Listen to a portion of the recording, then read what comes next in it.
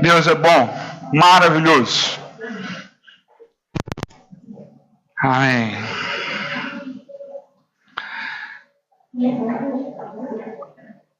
Eu peguei, essa mensagem, ela está baseada numa pregação que eu ouvi do Bispo Tito, e eu dei um título para ela. Eu botei o título Possibilidades na Crise, tá? E aí eu vou começar a dizer para você que o ambiente que nós vivemos, ele exerce uma influência grande sobre nós. Você já me ouviu falando algumas vezes sobre isso, né? Ele exerce uma influência sobre o nosso humor, sobre as nossas reações, como nós reagimos a cada problema, a cada situação que vem sobre nós, né? E como nós reagimos com a nossa fé. Então, o que está em volta, o que nós ouvimos, o que nós lemos, o que nós sabemos, ficamos sabendo, o que nós vivemos até, nos influenciam. E dependendo do que esteja acontecendo, você reage, né? Mas nós, como cristãos, nós deveríamos, né?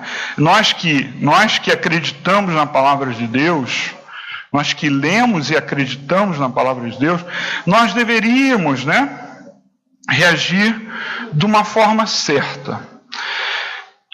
Como nós lemos os inúmeros exemplos que há na palavra de Deus, tem tantos exemplos de reações das pessoas, as reações certas, né? As reações de fé. Nós vemos vários exemplos de milagres, né? De impossibilidades que se tornaram possíveis, né? De maldições transformadas em bênçãos.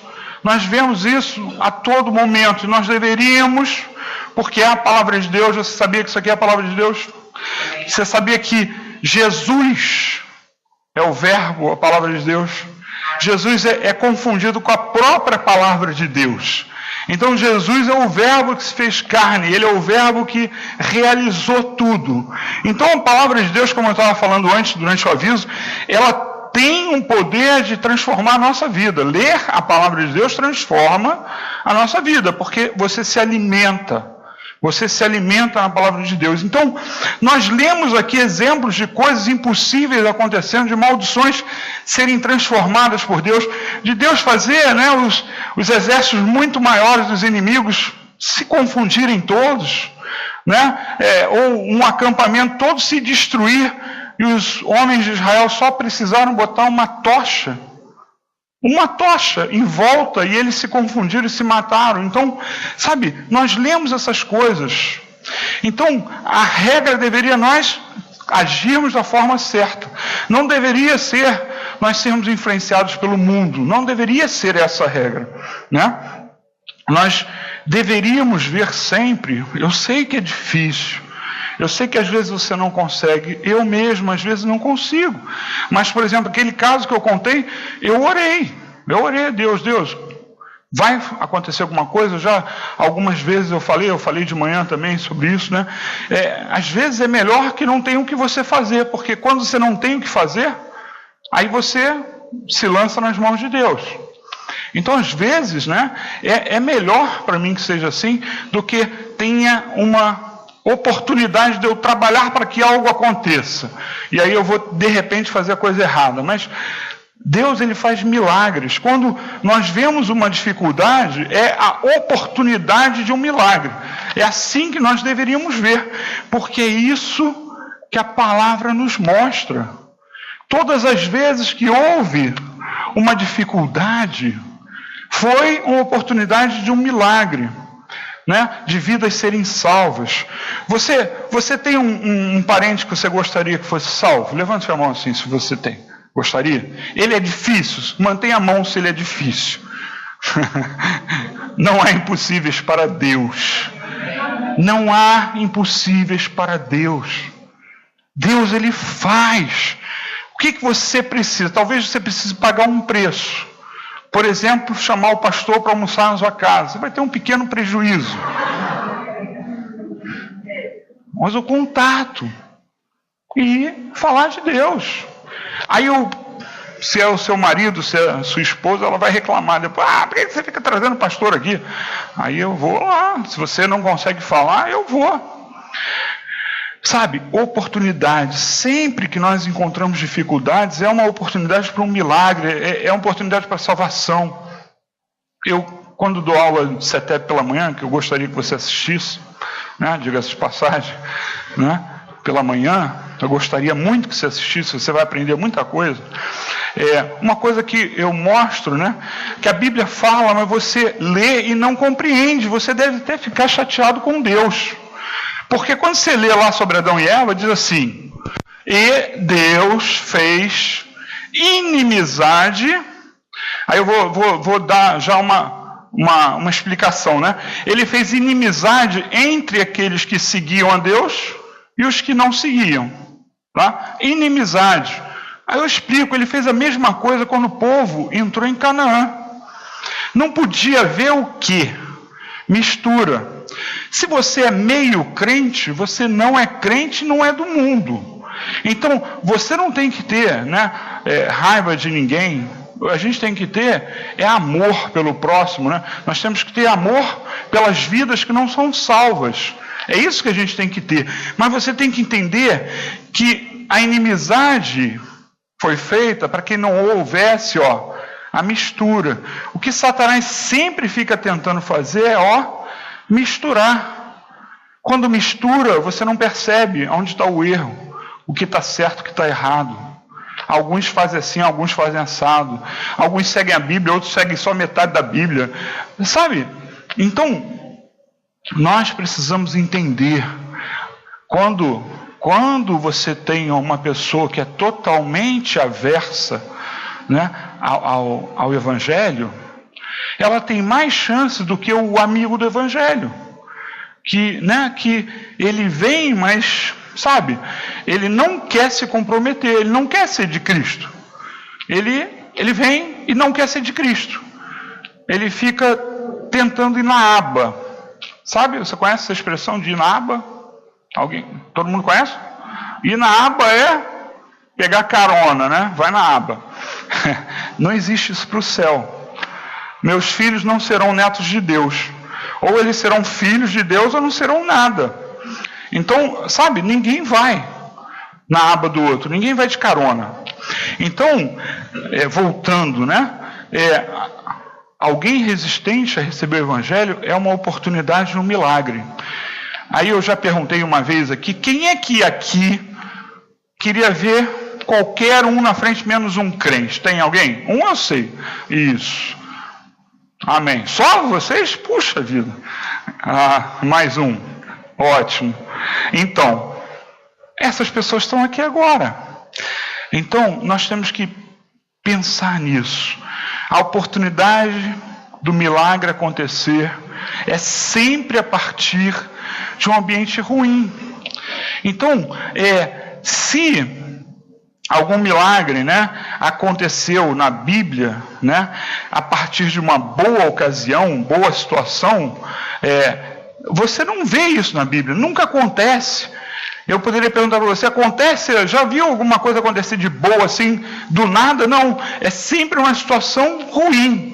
A situação ruim é a oportunidade de que Deus opere, que Deus haja, né? As portas da cadeia de Paulo, né, e Silas se abriram porque eles estavam na cadeia. Situação horrível. Se a cadeia é ruim hoje, imagina naquela época, né? Que eram verdadeiras cavernas, né? Era horrível, né? Eu cheguei a ver algumas cadeias em Roma, né? É uma coisa de doido, doido, né? Algumas você nem conseguia ficar em pé lá. Era um buraco na rocha com grade na frente. Isso era cadeia.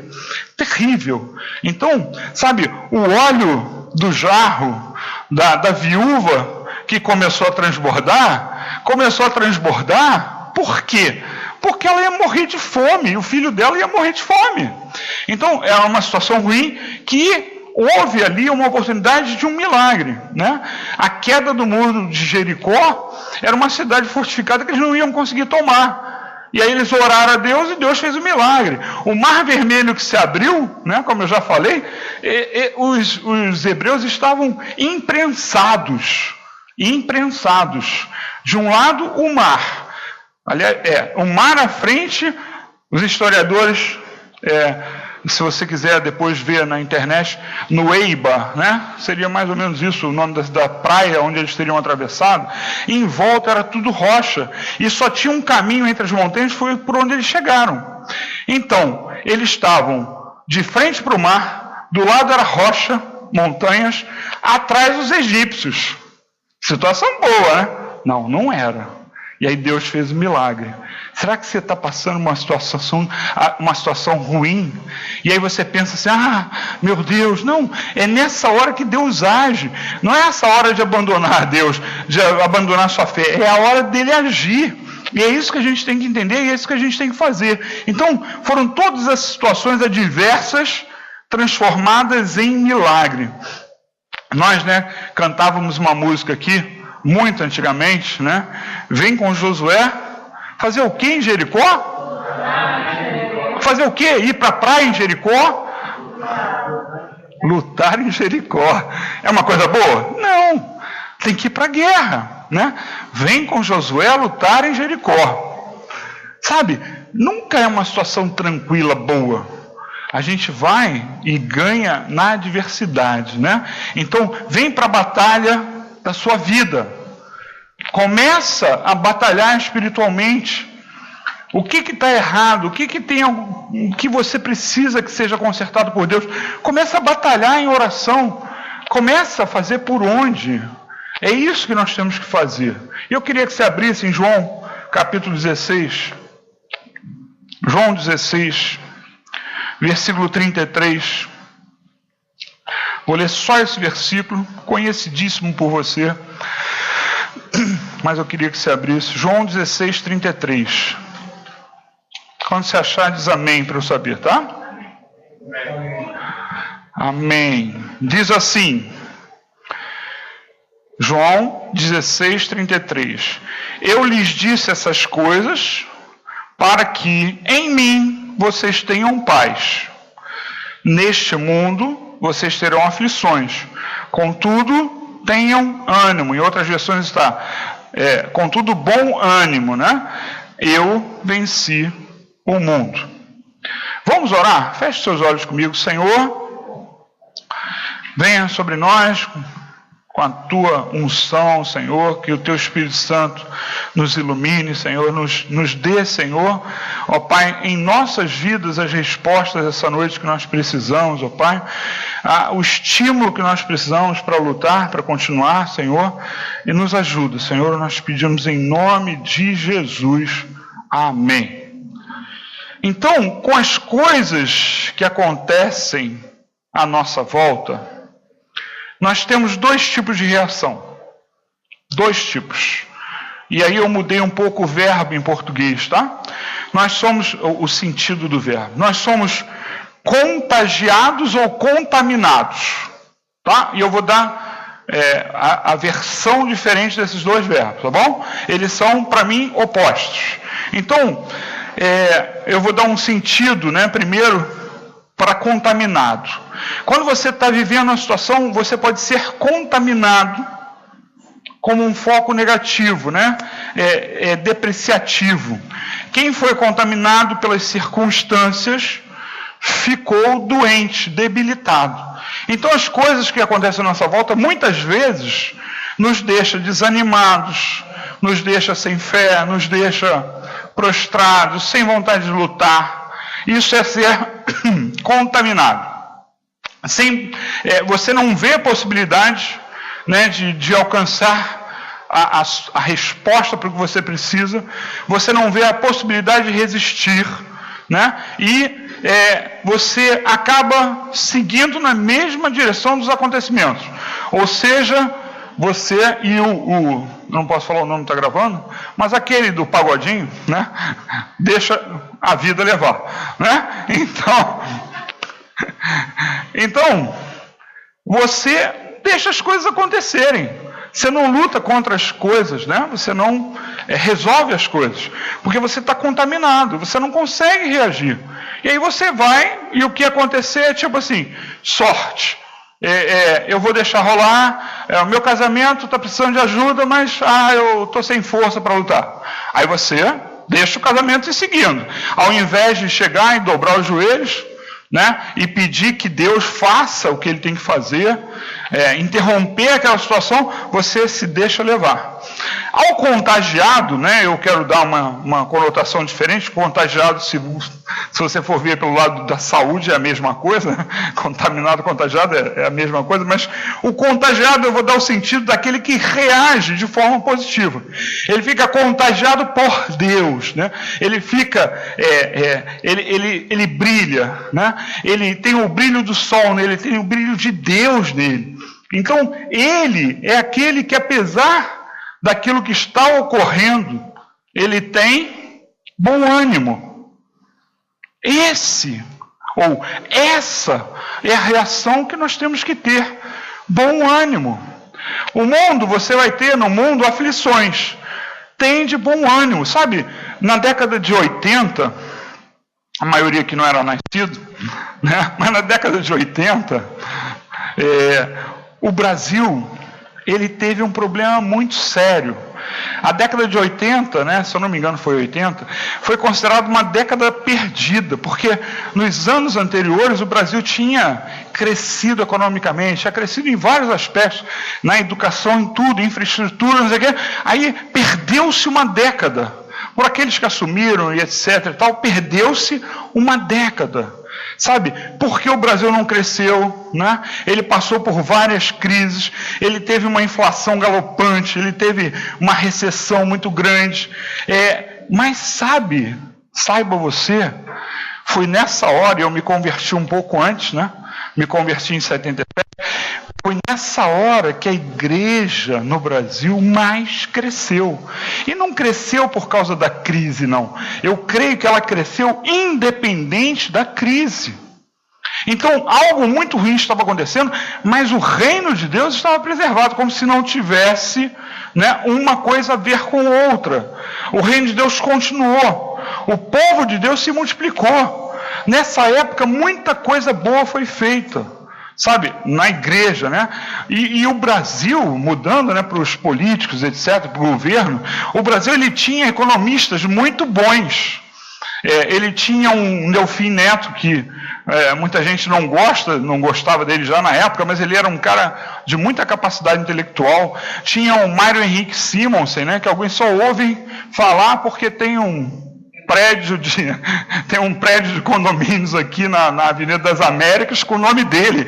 Mas esse cara era um cara muito bom, era um cara internacionalmente reconhecido. E esses caras não conseguiram fazer nada. Eram economistas muito bons, mas eles não conseguiram tirar o Brasil da crise. Eles não conseguiram, sabe? Porque o Brasil acumulava desemprego, insolvência, né? Ninguém pagava as dívidas, o FMI apertando, pressionando, foi uma época difícil. Para quem viveu essa época, foi uma época muito difícil, porque a gente ficava assim, ouvindo no jornal, FMI manda aumentar os juros, FMI manda cortar gasto, manda não sei o quê. Então parecia que o FMI mandava no Brasil, né? Então a Argentina passou por isso há pouco tempo, né? Mas assim era o Brasil nessa época. Então foi uma época difícil. Eu mandava arrochar todas as contas, não comprar nada, acabar com tudo que o governo tinha, né? E aí vinha o lado liberal, né? Tira tudo que é do governo, tipo assim, colégio público, não vai ter mais colégio público, estou exagerando, né? Então tudo tem que ser pago, e por aí vai. Então havia uma onda, né? A resposta seria essa, só que o povo não reagia dessa forma, o povo não conseguia, né, vislumbrar que existia um final para a crise. O povo estava desmotivado, sabe? E o que fazia realmente a diferença não era o conhecimento dos economistas. O que fazia a diferença era o ânimo do povo. E é aí que eu queria chegar.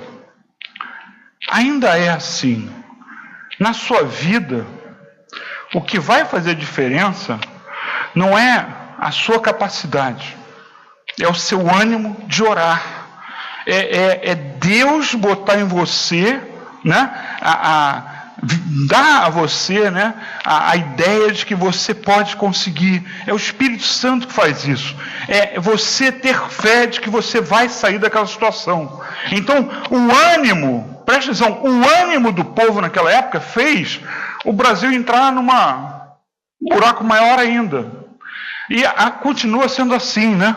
Porque uma vez uma pessoa comentando, não lembro nem onde eu ouvi esse comentário, mas eu ouvi um comentário que dizia o seguinte: nos outros países, quando há uma crise, os preços baixam.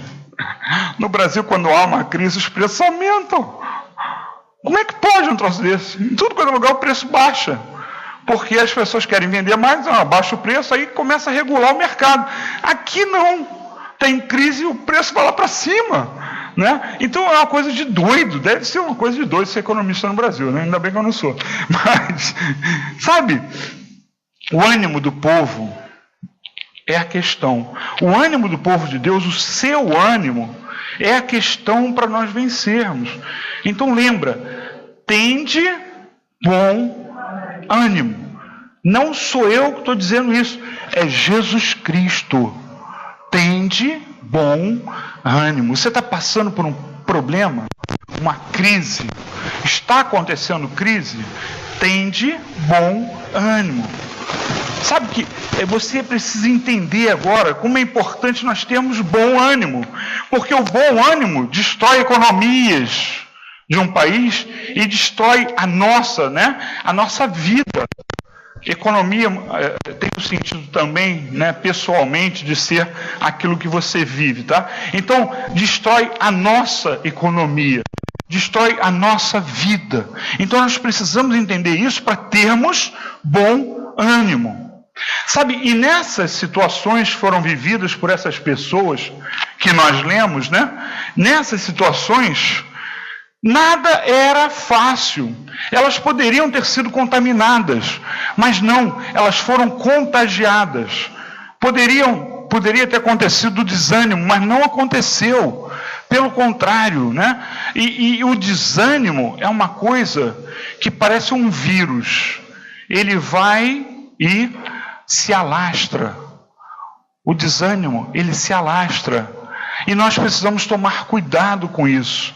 Cuidado com o que você ouve. Cuidado, porque você pode desanimar. E eu não estou falando só da parte econômica, eu estou falando de tudo. Você precisa ter cuidado para que o seu ânimo não caia. Você já teve ao seu lado uma pessoa negativa que só ficava falando coisas ruins, só coisas ruins. Você já teve uma pessoa assim ao seu lado? O que acaba acontecendo com você é que você desanima, porque você é influenciado. Então o que acontece é, se você está do lado de uma pessoa que é negativa, você é contaminado por essa pessoa. Não tem jeito. E aí, sabe o que nós temos para nós? Eu queria que você lesse comigo Provérbios 4, 20 a 23. Abra comigo, Provérbios 4, 20 a 23. E eu vou dar eu vou fazer uma situação para você entender isso de uma outra forma, talvez, que você não tenha ouvido ainda, né? E Provérbios 4, 20 diz assim: meu filho, escute o que lhe digo, preste atenção às minhas palavras, nunca as perca de vista, guarde-as no fundo do coração. 22. Pois são vida para quem as encontra e saúde para todo o seu ser. Acima de tudo, guarde o seu coração, pois dele depende toda a sua vida. Olha, gente, agora eu vou criar uma situação para enquadrar esse versículo, tá? Pode estar caindo o teto ao seu lado. Guarda o seu coração. Pode estar acontecendo as coisas ruins na família, coisas ruins na economia, pode ser alguma coisa que esteja no seu corpo. Aí o que o versículo diz é: de tudo, guarda o seu coração. Nós estamos vivendo uma época em que as notícias não são boas, roubo disso, roubo daquilo. Cada vez que descobrem mais um roubo, aí dizem assim, o BNDES, aguarde, quando vier o BNDES, aí que as pessoas vão ver o que é rombo, né? Quando souber o que deram de graça para Cuba, aí é que você vai ver o que é rombo, né? Os desvios, sabe? Guarda o seu coração. Vote bem, mas guarda o seu coração. Então, o que nós temos que fazer é isso. Nós temos que guardar o coração, porque senão você vai ser contaminado. A todo momento vem uma notícia ruim. Você sabe que de vez em quando eu leio, né, alguma coisa que algum estrangeiro fala sobre o Brasil, lógico que elogio, né? E eu vejo que eles falam o seguinte: o povo brasileiro exagera os seus próprios problemas, né? E os lá de fora escondem. Então parece que aqui é o pior país do mundo. E você é contaminado por isso. Tá ruim? Tá. Tem muita violência? Tem. Tem muita roubalheira? Tem. Mas nós estamos no mundo. E no mundo nós teremos aflições. Tende bom ânimo. Mantenha o seu ânimo em cima. Contagie os outros, não seja contaminado. Contagia com a sua fé. Contagia com aquilo que você tem de bom, Jesus dentro de nós. Faz com que os outros percebam que Jesus é a solução. Porque não é uma solução para essa vida, é uma solução para a eternidade. Então, faça com que as pessoas enxerguem em você o bom ânimo que Jesus está pedindo que nós tenhamos. E você vai naturalmente evangelizar as pessoas. E você vai ver, né, como as coisas vão mudar. Durante os anos 80, como eu falei, foi uma época terrível, né? Foi o ano em que o Brasil não cresceu, a década que o Brasil não cresceu, né? Mas foi a década que a Igreja Nova Vida fez várias coisas, né? Nós tínhamos um programa de televisão durante muitos anos. Foi um programa de talk show quando quase não existia isso, né? Tinha banda ao vivo no programa, chamava Coisas da Vida, né? Tinha orquestra, banda não, tinha uma orquestra ao vivo, tocava ao vivo, né?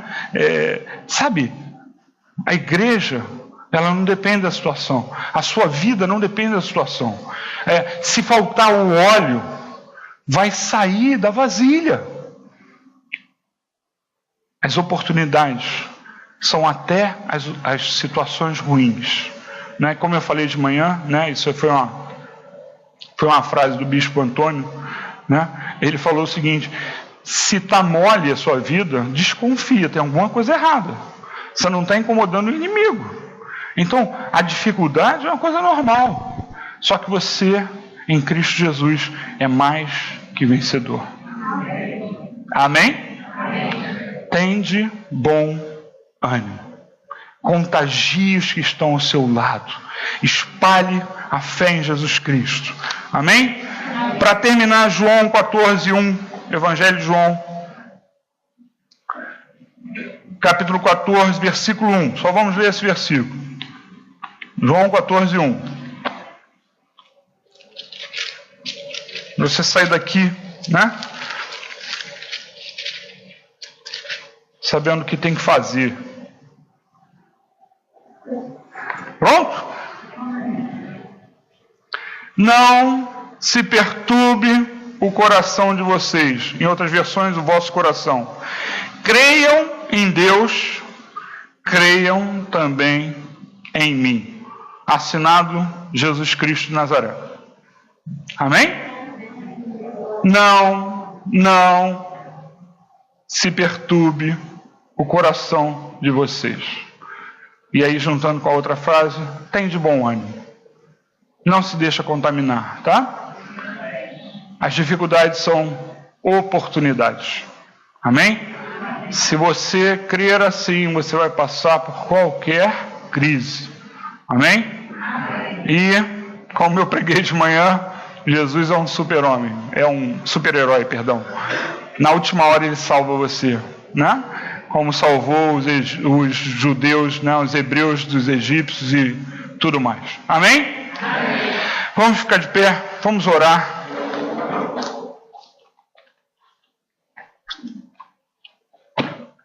Deus é maravilhoso. Vou pedir para os grupos de louvor vir, por favor. Feche seus olhos comigo. Senhor, obrigado, Pai,